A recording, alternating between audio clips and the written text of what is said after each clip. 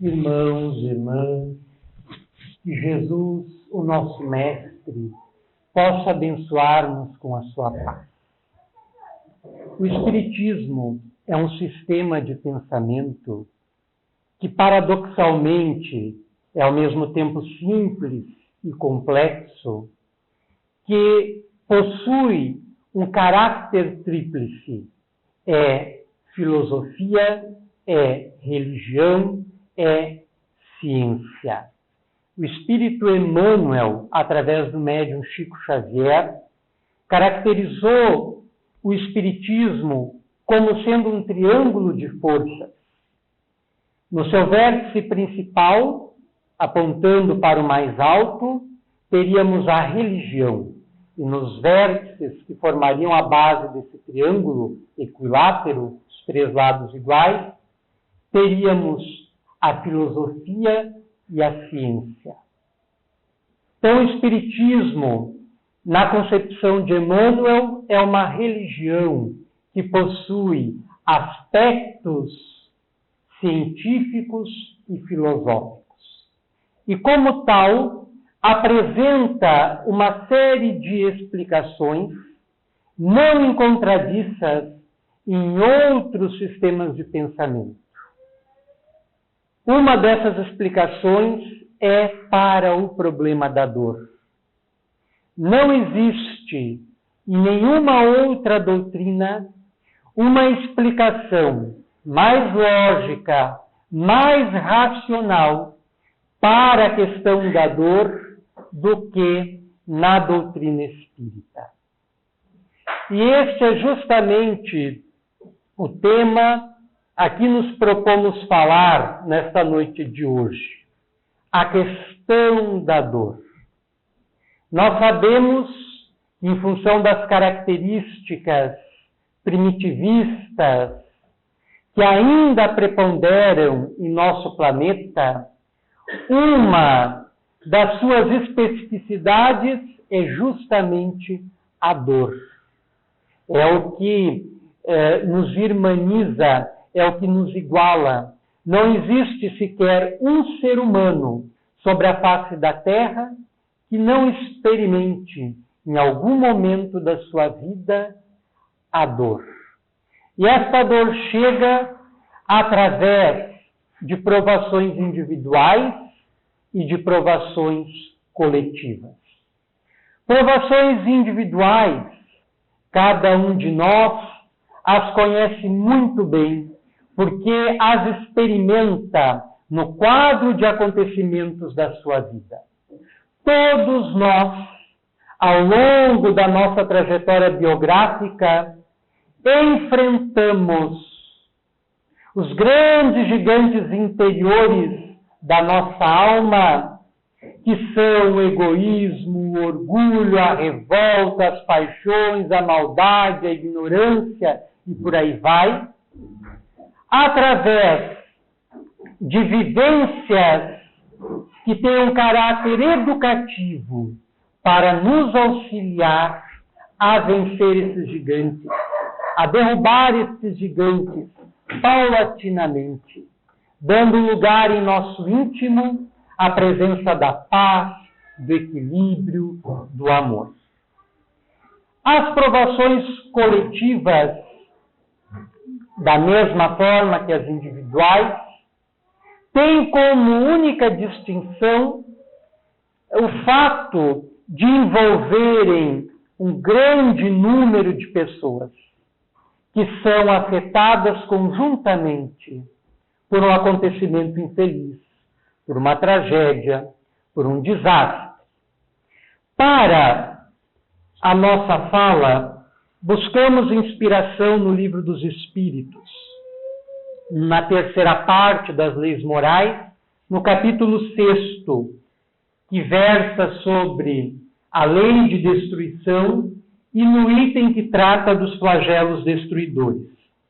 Allan Kardec pergunta aos imortais: com que fim fere Deus a humanidade por meio de flagelos destruidores? Os espíritos respondem: para fazê-la progredir mais depressa. Já não dissemos ser a destruição uma necessidade para a regeneração moral dos espíritos, que em cada nova existência sobem um degrau na escala do aperfeiçoamento? Preciso é que se veja o objetivo para que os resultados possam ser apreciados. Somente do vosso ponto de vista pessoal os apreciais. Daí vem que os qualificais de flagelos, por efeito do prejuízo que vos causam. Essas subversões, porém, são frequentemente necessárias para que mais pronto se dê o advento de uma melhor ordem de coisas e para que se realize alguns anos o que teria exigido muitos séculos. Essa questão traz uma série de informações. Evidente que ela se refere diretamente aos flagelos naturais, nesse caso, que são os desmoronamentos, as avalanches, os terremotos, as erupções vulcânicas, os maremotos, os tsunamis, os furacões e por aí vai.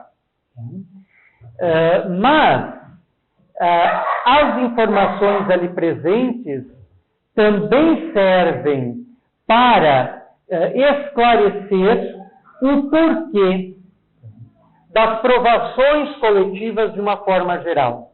Não só aquelas impostas pelos cataclismos naturais.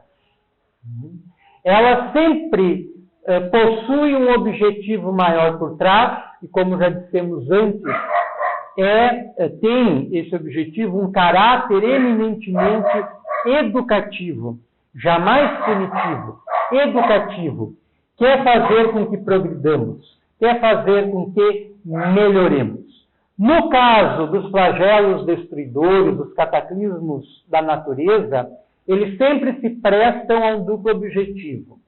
Num lugar, acomodar ou modificar ou realizar uma transformação profunda nas características climáticas e até mesmo de relevo de um determinado lugar.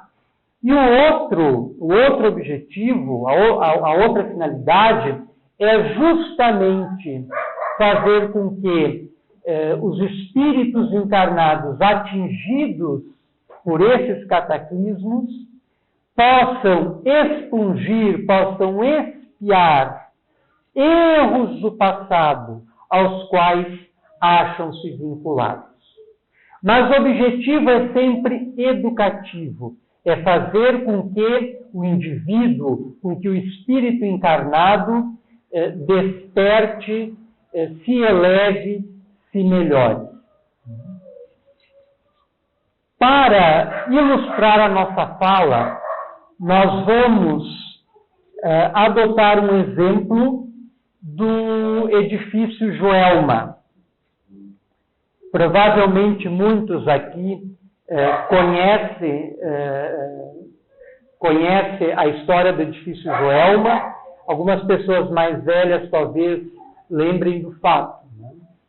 Esse edifício ele se localizava na cidade de São Paulo, no estado de São Paulo, na região central da cidade de São Paulo, um edifício com vários andares, e que, alguns anos após a sua inauguração, vivenciou uma enorme tragédia.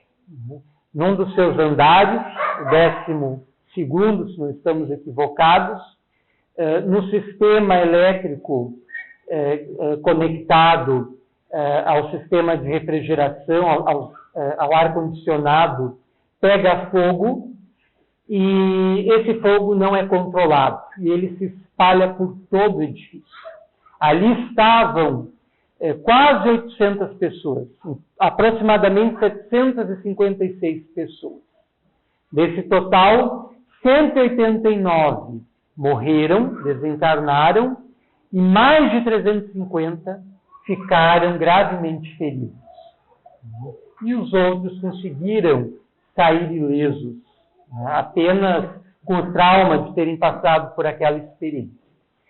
E o incêndio do edifício Joelma foi algo que comoveu o país inteiro e um drama que, para os envolvidos, dificilmente será superado, dado a dificuldade, o sofrimento, a dor por ele imposta.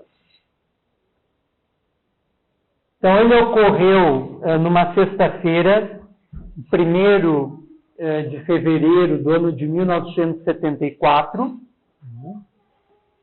e foi um incêndio de vastas proporções. Houve falha tática no atendimento dos bombeiros, faltou água, o socorro foi muito precário. Se tivesse sido melhor, talvez mais vidas tivessem se salvado.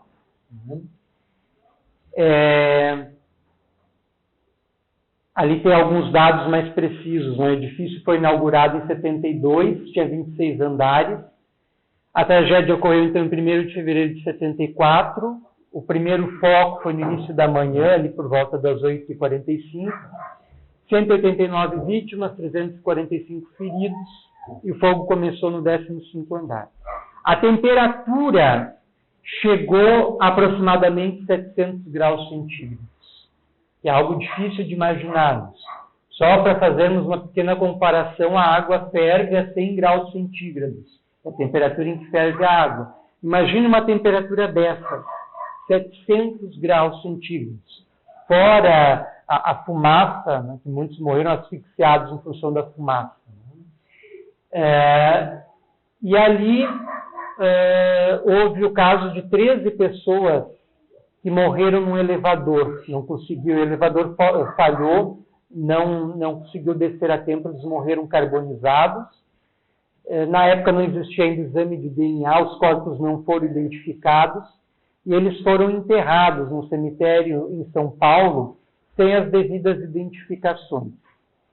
E existem várias histórias que perpassam o incêndio do edifício Joelma. Nós destacamos duas que vamos passar a examinar em seguida, mas uma delas que nós lemos ao preparar essa fala foi de uma ascensorista que fez várias subidas e descidas num dos elevadores, num dos quais naquele que ela era responsável, socorrendo pessoas. E a última vez que ela subiu, ela não conseguiu descer mais. Mas imagine, no momento de aflição, no momento de aturdimento, no momento de angústia extremada, nós vemos gestos individuais de um desprendimento, de uma abnegação, de um heroísmo sem tamanhos. Ela podia ter se salvado, mas ela correu o risco da própria vida de ascender com o elevador mais uma vez até os andares superiores na tentativa de socorrer mais vítimas. Não conseguiu.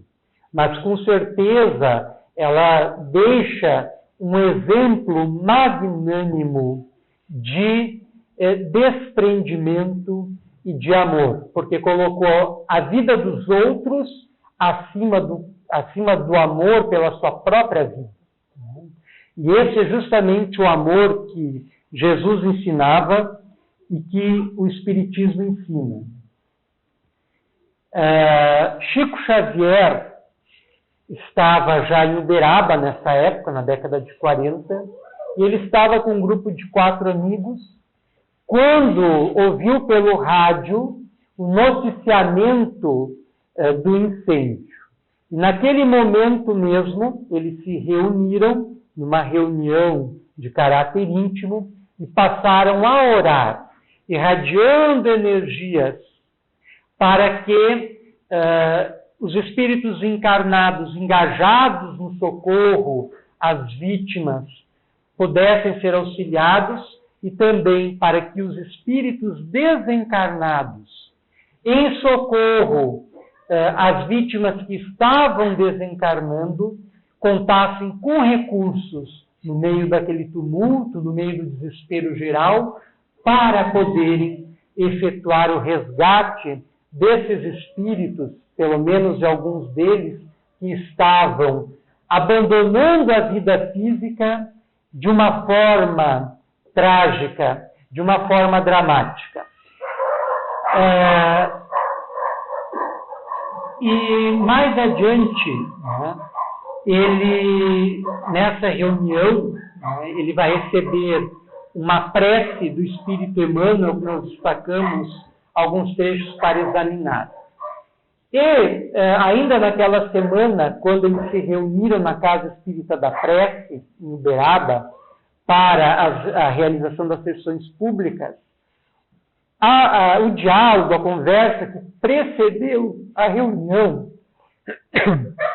não poderia ser outro.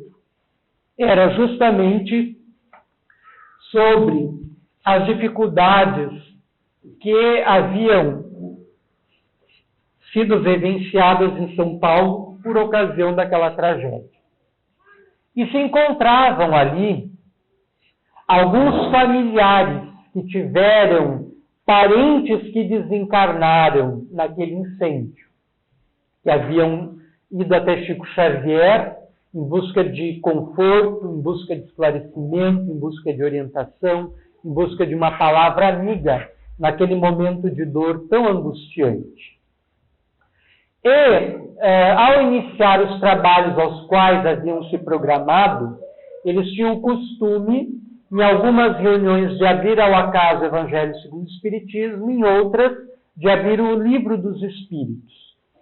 Nessa reunião, eles abriram o Livro dos Espíritos. E, curiosamente, a questão que foi focada por eles, ao terem sido abertas as páginas, foi justamente a questão 740 de O Livro dos Espíritos, que também se encontra na terceira parte do Livro dos Espíritos, no 6º capítulo, no item dos flagelos destruidores. Nesta questão, Allan Kardec pergunta: não serão os flagelos igualmente provas morais para o homem por porem no abraço com as mais aflitivas necessidades? Os Espíritos respondem: os flagelos são provas que dão ao homem ocasião de exercitar a sua inteligência, de demonstrar sua paciência e resignação ante a vontade de Deus, e que lhe oferecem ensejo de manifestar seus sentimentos de abnegação, de desinteresse e de amor ao próximo, se eu não domina o egoísmo. Então, nesta questão, nós podemos destacar três itens, três fatores. O primeiro é de que os flagelos são um exercício para a inteligência.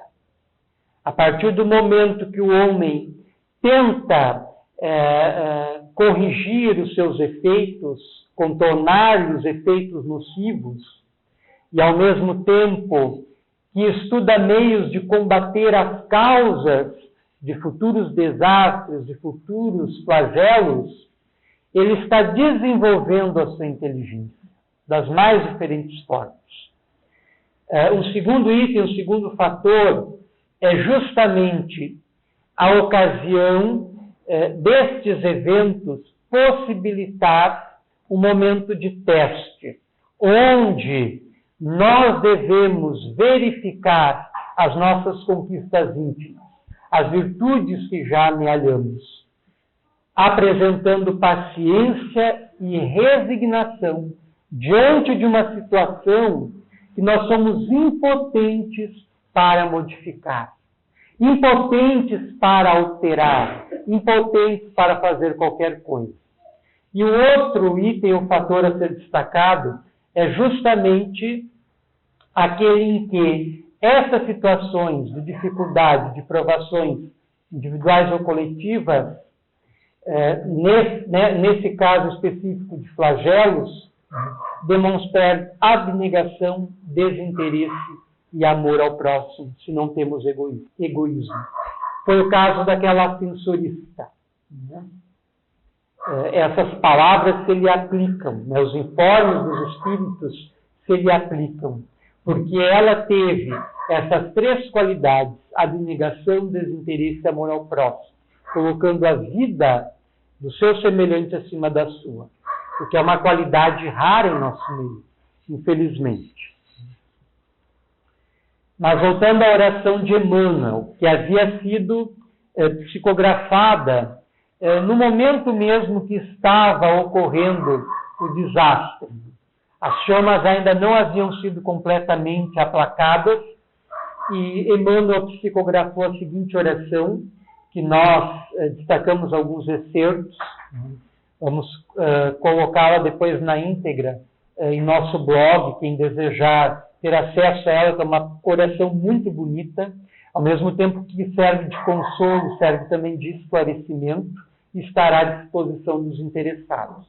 Ele inicia a prece escrevendo através da mediunidade psicográfica de Chico Xavier. Senhor Jesus, auxilia-nos perante os companheiros impelidos à desencarnação violenta por força das provas redentoras. Então, logo no início da prece, ele já destaca aquele evento como sendo uma prova redentora. Nós sabemos, a partir do entendimento espírita, que nós, antes de encarnarmos, programamos a nossa vida na Terra, programamos a experiência terrena, estabelecendo o gênero de provações aos quais estaremos submetidos. E eventos tão graves como o da nossa morte, por exemplo, são previamente previstos. São previstos. Né? E ali, ao longo da prece que Emmanuel faz, ele deixa isso claro, né? Que as pessoas que desencarnaram naquela tragédia, naquela provação coletiva, haviam feito essa programação antes. Lembrando que provação é diferente de expiação. A expiação, geralmente, é um sofrimento, é uma dificuldade a qual somos submetidos independentes da nossa vontade, enquanto seres espirituais. Ocorre justamente em relação aos espíritos mais endurecidos, aos espíritos presos às sombras da sua ignorância, do ódio, do ressentimento, que rejeitam as possibilidades que a divindade apresenta para o seu engrandecimento, para a sua evolução, para o seu progresso. Então, lhes são impostas experiências expiacionais. As provações não. As provações são escolhas livremente feitas pelo Espírito antes de encarnar. O problema é que, com o nosso mergulho nos fluidos materiais, com o choque biológico imposto pelo nascimento, ainda na atualidade planetária, nós perdemos a lembrança do que se passou antes do nascimento, guardando uma vaga intuição por vezes. Não temos consciência das escolhas que fizemos. E quando chega o momento das provações que nós pedimos, que nós escolhemos, nós muitas vezes não sabemos passar por elas, recolhendo os benefícios que trariam para nós. Diminuindo o nosso ego, diminuindo o nosso orgulho, diminuindo o nosso egoísmo, a nossa ambição, etc. Continuando a oração de Emmanuel. Sabemos que nós mesmos, antes do berço terrestre, suplicamos das leis divinas as medidas que nos atendem às exigências do refazimento espiritual. Entretanto, Senhor, tão encharcados de lágrimas se nos revelam por vezes os caminhos do mundo, que nada mais conseguimos realizar nesses instantes, senão pedir-te socorro para atravessá-los de ânimo firme. Então, logo nos 2 primeiros parágrafos da sua prece, nós temos 2 informações importantes. A do caráter redentor do que ocorreu às pessoas envolvidas no incêndio do edifício Joelma e o esclarecimento das escolhas que nós fazemos antes de encarnarmos, objetivando o nosso bem espiritual. O nosso problema na Terra, o maior de todos eles, é a nossa ignorância das coisas espirituais. Nós, enquanto espíritas, nós sabemos que a dimensão verdadeira da vida é a dimensão espiritual. Mas mesmo tendo este conhecimento, nos custa a canalizá-lo para a vida material, transformando a nossa individualidade para melhor e contribuindo para o melhoramento daqueles que nos cercam. É muito difícil para nós fazer isso. Que dirá para aqueles que não dispõem desse conhecimento. Na reunião mediúnica, na Casa Espírita da Prece, aquela que foi aberta pela questão 740 do Livro dos Espíritos, manifestaram-se dois espíritos, dois poetas do estado de São Paulo. Um deles paulista, Ciro Costa, que trouxe uma revelação muito importante sobre o incêndio do edifício Joelma, e um outro que na sua última encarnação nasceu em Taubaté, Cornélio Pires. Os dois sonetos por eles psicografados, por Chico Xavier, nós vamos passar a examinar. Então, o poeta Ciro Costa, antes de psicografar o seu soneto, ele faz a seguinte revelação. Antecedendo ao seu soneto, ele escreve: homenagem aos companheiros desencarnados no incêndio ocorrido na capital de São Paulo, a 1º de fevereiro de 1974, em resgate dos derradeiros resquícios de culpa que ainda traziam na própria alma, remanescentes de compromissos adquiridos em guerra das cruzadas. Então, aqui ele faz uma revelação muito importante, que estes 189 indivíduos que desencarnaram no incêndio Joelma, no incêndio do edifício Joelma, traziam em si resquícios de culpa pela sua participação direta nos conflitos das cruzadas, que nós vamos passar a examinar mais adiante. Eis o soneto, intitulado Luz nas Chamas. Soneto é uma estrutura poética fixa, dividida em 4 estrofes, como nós temos ali, as 2 primeiras com 4 versos, cada uma delas com 4 versos, ou 2 quartetos, e as 2 estrofes subsequentes com 3 versos cada uma, ou tercetos. Fogo. Amplia-se a voz no assombro em que se espalha. Gritos, alterações, o tumulto domina. No templo do progresso, em garbos de oficina, o coração se agita, a vida se estraçalha. Tanto fogo a luzir é mística fornalha, e a presença da dor reflete a lei divina. Onde a fé se mantém, a prece descortina, o passado remove longínqua batalha. Varrem como fogo e pranto as sombras de outras eras, combatentes da cruz em provações austeras, conquanto heróis do mundo, honrando os tempos vivos. Na terra o sofrimento, a angústia, a cinza, a escória, mas ouvem-se no além os hinos da vitória, das milícias do céu, saudando os redimidos. É uma composição belíssima. E é sempre bom ressaltar que Chico Xavier recebia essas poesias de chofre, de inopino, sem tempo para pensar. E está escrito no mesmo estilo poético seguido por Ciro Costa quando encarnado. Ele deixou alguns livros publicados.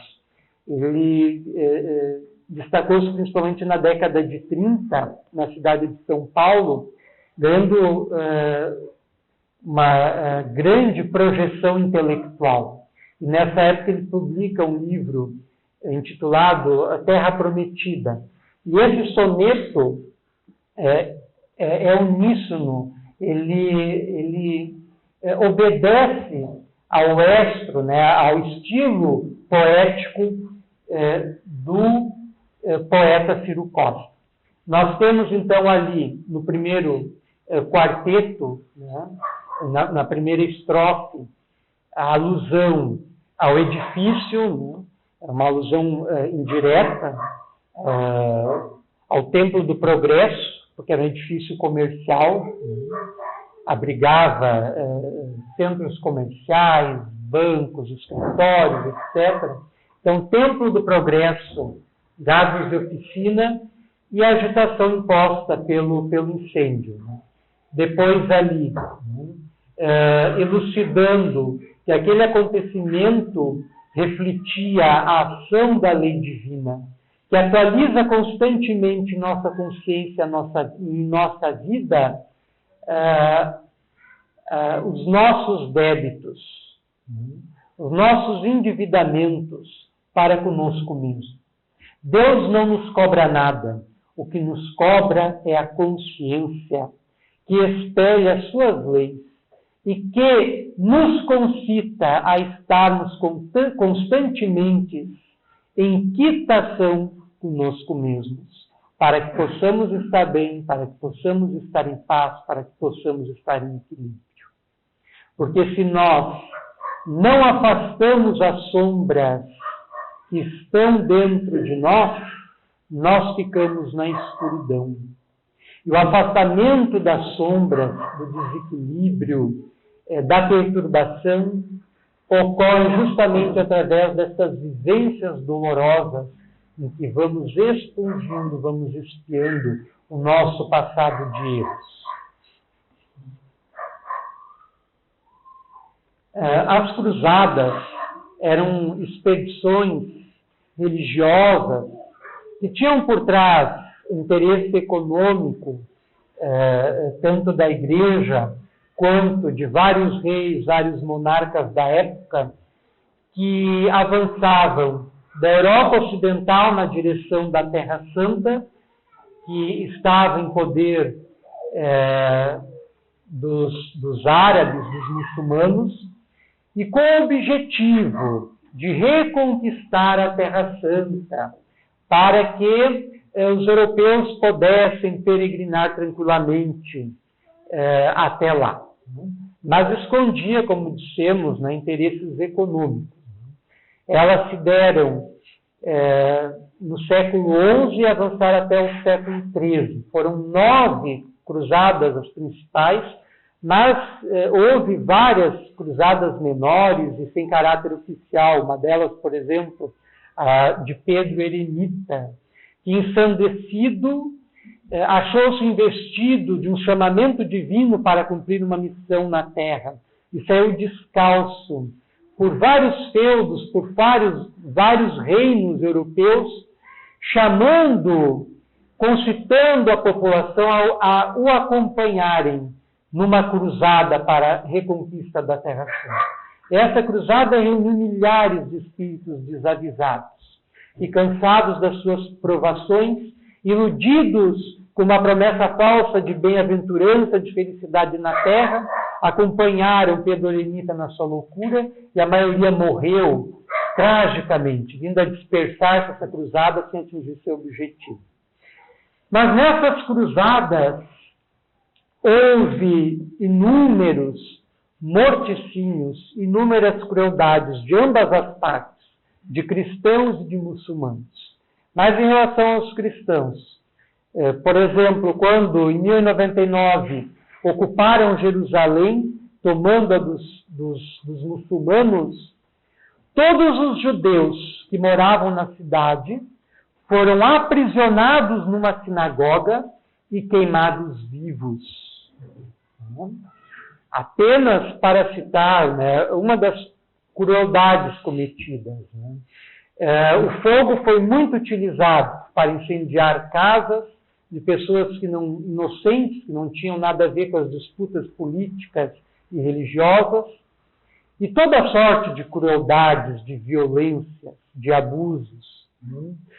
Muitos cristãos abriram o ventre de muçulmanos sob a desconfiança de que eles haviam ingerido objetos de ouro e abriram os seus ventres, os seus abdômenes, com eles ainda vivos, revirando as vísceras, à procura, com as suas espadas e adagas, à procura de moedas de ouro, de pedras preciosas, etc.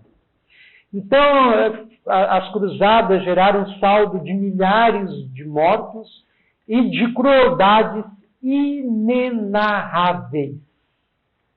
Inenarráveis. Que os anais da história registram, fora o que não está documentado.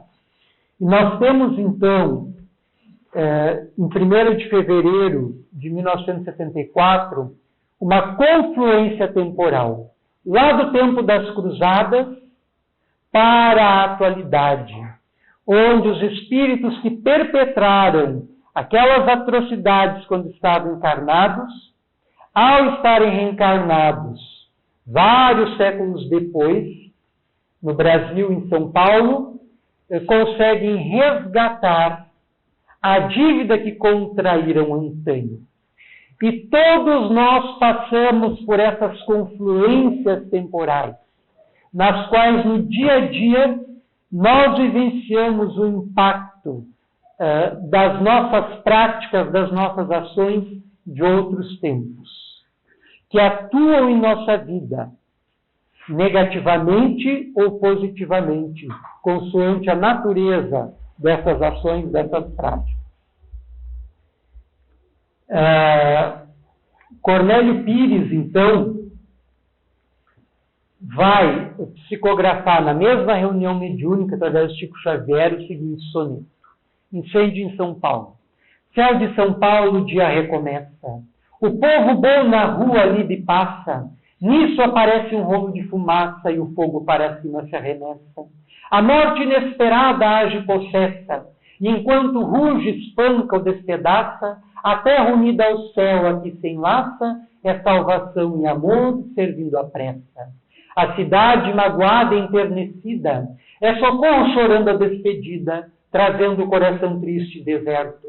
Mas vejo em prece, além do povo aflito, braços de amor que chegam do infinito e caminhos de luz no céu aberto. Então, esse soneto, ele complementa o outro. Cornélio Pires também escreve, através do Chico Xavier, do mesmo jeito que ele escrevia quando estava encarnado, sendo esses dois sonetos uma comprovação identitária desses espíritos. São as mesmas individualidades que retornam após a morte para nos dar a notícia de que continuam vivas. No trecho final do soneto, nos dois conjuntos de tercetos, nós temos ali a tradução de uma grande consolação, que o Espírito fala das luzes do céu, que se confundem com as luzes da chama do incêndio, mas que vêm socorrer aqueles espíritos em provação coletiva, auxiliando no processo do desencarne. Se nós sabemos que o desencarne, por efeito natural, é uma operação difícil, é complicada, impõe ao espírito que está desencarnando um momento de perturbação que é relativo ao gênero de morte e à conduta que ele teve na Terra, que se dirá de uma desencarnação violenta, por ocasião de um acidente, por ocasião de uma tragédia qual essa. A dificuldade para que a morte impõe é muito maior para o espírito, porque ele nem entende o que está acontecendo. Muitas vezes mergulha num processo de inconsciência, do qual ele vai despertar muito tempo depois, já tendo sido amparado e socorrido pelos benfeitores espirituais. Então, apenas sumariando, um caso muito interessante, ligado ao incêndio do edifício Joelma, é o caso Volpimar Carvalho dos Santos. Ela era uma professora, tinha 21 anos na época, ela trabalhava no centro de processamento de dados, um banco que ficava, agora não nos recordamos o andar, 24º, parece, e ela tentou descer pelas escadarias, não conseguiu, e acabou subindo para o terraço, e lá ela morreu asfixiada. O irmão também trabalhava nesse edifício, chamado Álvaro, e conseguiu sobreviver. E Volkmar depois psicografou algumas mensagens através de Chico Xavier, narrando o seu despertar do outro lado. Essas mensagens se encontram no livro Somos 6 e serviram para a produção de um filme, Joelma, o 23º andar, né? E que enfoca o caso específico de Volkmar. E uma curiosidade, durante o filme havia um fotógrafo, ele fotografou várias cenas. Essa foi uma das cenas em que as pessoas estavam morrendo. Quando ele revelou essas fotos, ele reparou na mesma figuras de pessoas que não estavam ali, provavelmente sinalizando a presença ainda lá das vítimas do desencarne, dos espíritos que não conseguiram abandonar o local da tragédia. E ali nós percebemos, né, no canto direito, uma silhueta de uma pessoa, que a foto não está muito precisa, né, mas que evidencia essa presença espiritual.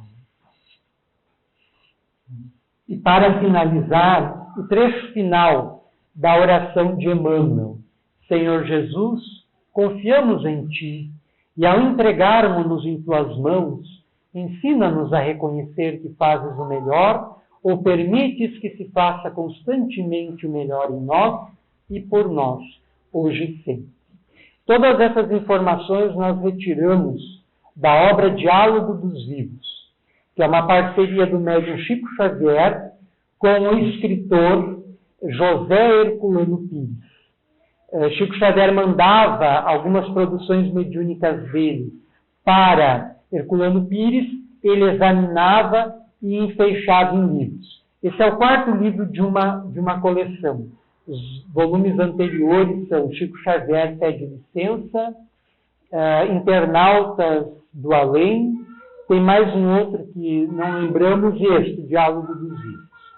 Então nós agradecemos a atenção de todos, a paciência em nos ouvir, e fica o convite para que busquemos na doutrina espírita a explicação para a dor que nos aflige enquanto indivíduos, enquanto coletividades, buscando sempre exercitar as santas e sagradas virtudes da paciência, da compreensão, da resignação, nos momentos que nos são mais difíceis, que são aqueles mais importantes, pois representam momentos de libertação, momentos em que nós podemos optar em nos reconectarmos com as trevas das quais emergimos ou nos conectarmos com as luzes sublimes para as quais devemos rumar.